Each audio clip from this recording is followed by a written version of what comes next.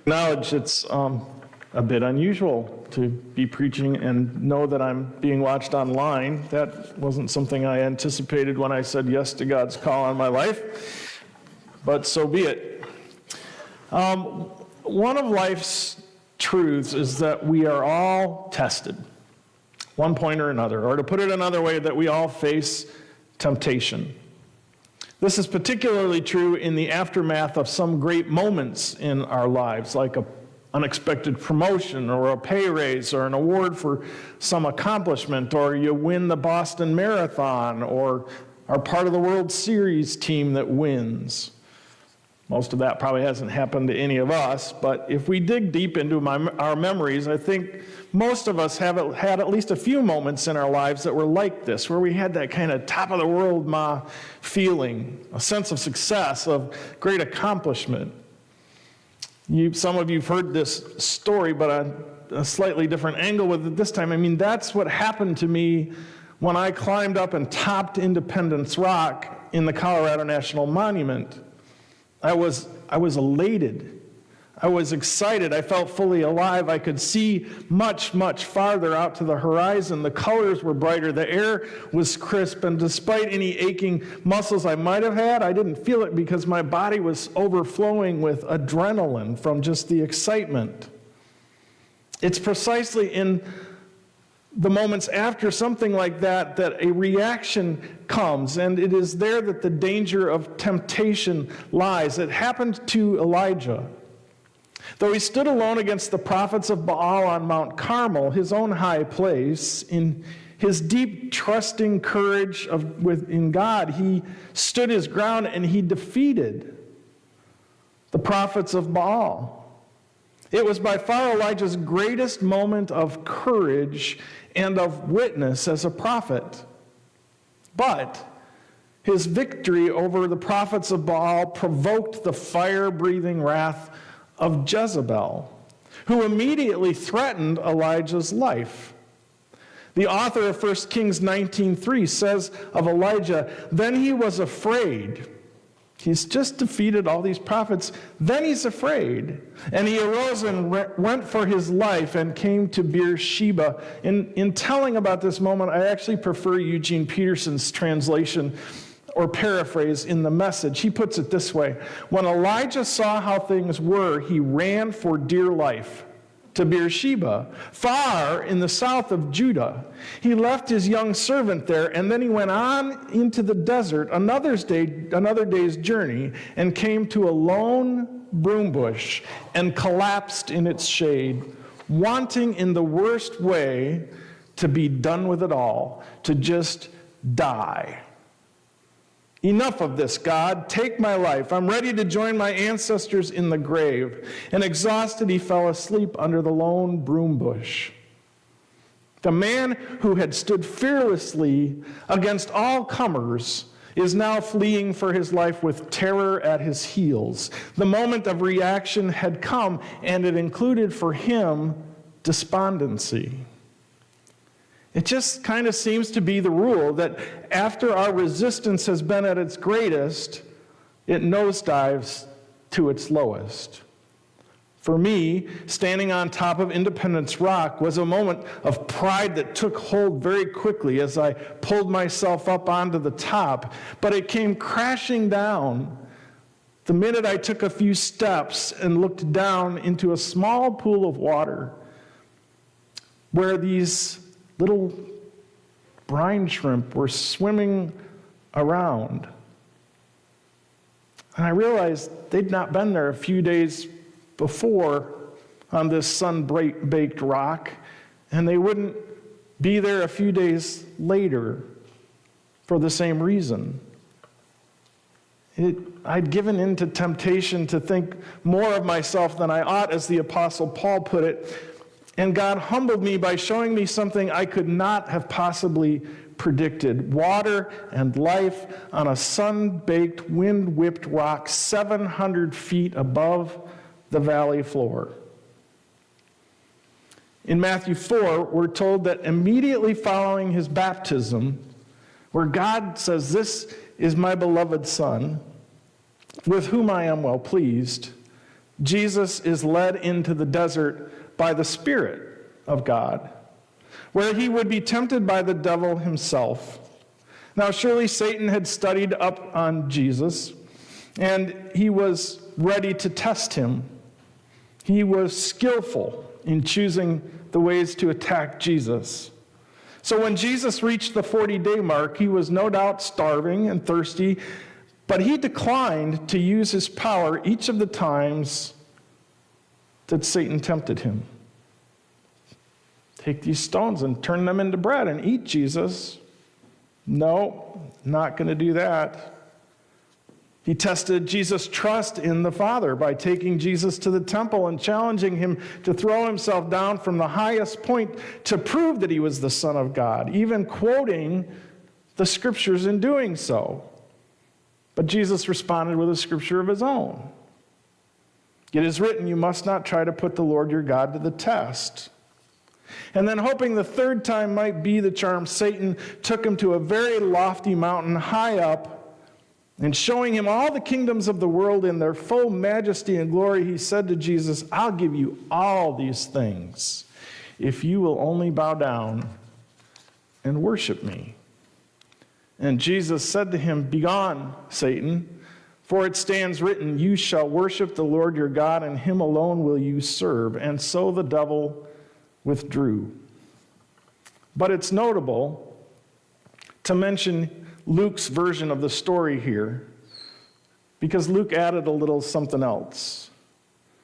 Remember that he said Satan departed, just like our text for today. But Luke adds, until an opportune time. Satan departed until an opportune time. A moment or moments of weakness were still yet to come for Jesus, as they are for us. So we shouldn't think for a moment that Jesus didn't face other challenges and never shied away from them.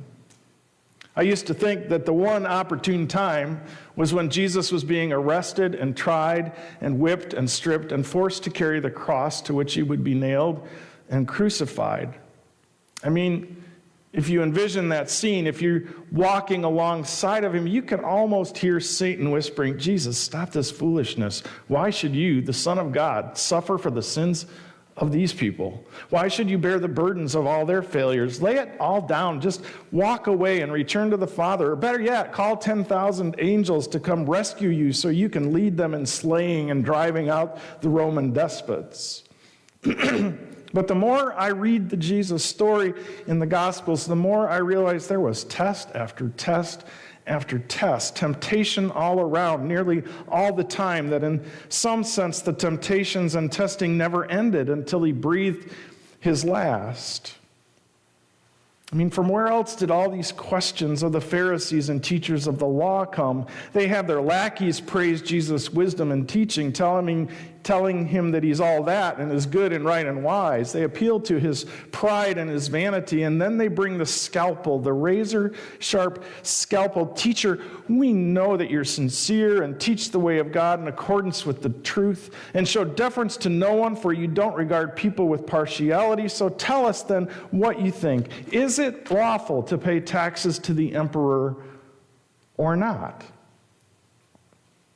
But Jesus, aware of their malice, said, Why are you putting me to the test, you hypocrites? Show me the coin used for the tax. And they brought him a denarius. And he said to them, Whose head is this, and whose title? And they answered, The emperor's. And he said to them, So give therefore to the emperor the things that belong to the emperor, and to God the things that are God's. And when they heard this, they were amazed, and they left him and went away.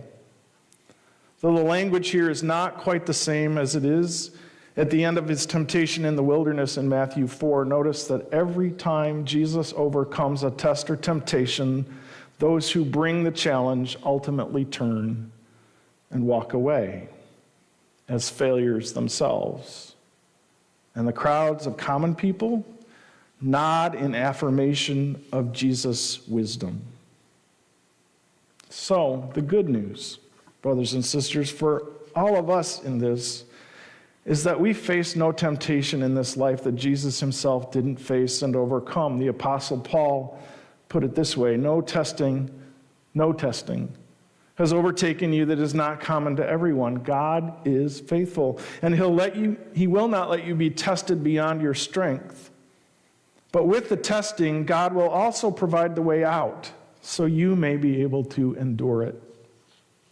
William Barclay had this to say about this segment of the Scriptures. Now, here is a great and uplifting truth. What we call temptation is not meant to make us sin. It is meant to enable us to conquer or overcome sin. It is not meant to make us bad. It is meant to make us good.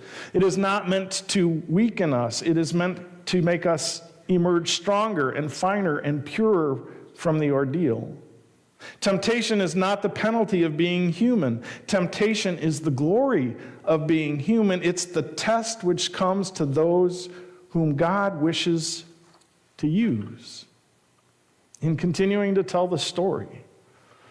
So if, above all else, we focus on the God we meet in Jesus, the temptations in life that come our way become easier to overcome over time. I mean, consider this. In every moment of his ministry among us, Jesus was taking risks. His teachings were risky because he dared to reinterpret and in some cases even add to the Scriptures.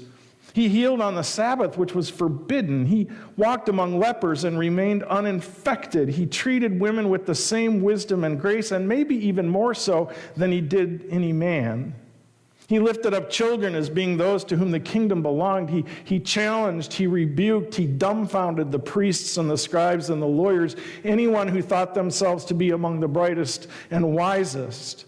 And he made them all look like absolute fools at nearly every turn until they finally turned on him, showing their true colors in the only way they had left.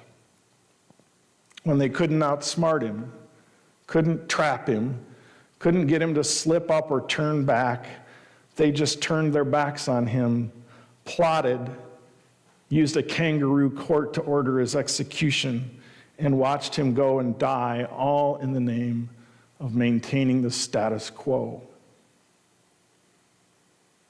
Yet even on the cross, Satan no doubt tempted him.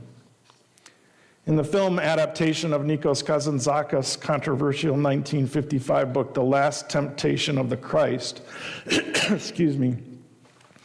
Jesus is depicted on the cross as struggling with various forms of temptation, including fear, doubt, depression, reluctance, and lust.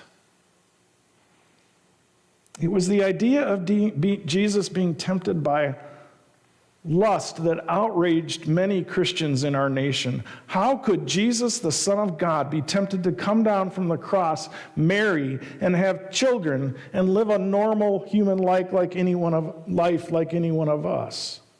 I never understood that outrage.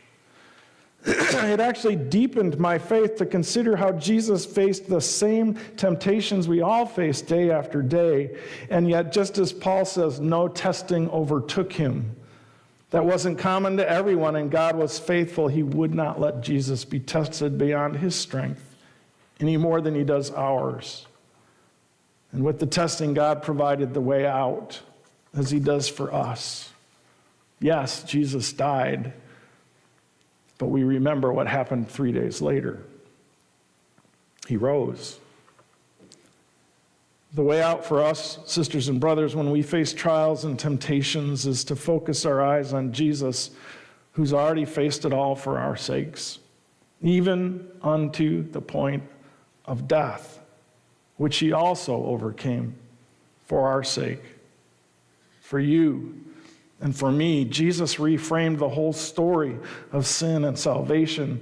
And though we may still fail and fall into sin, through the frame of the cross and the resurrection, salvation is ours if we only bind ourselves to Christ and follow him. Amen.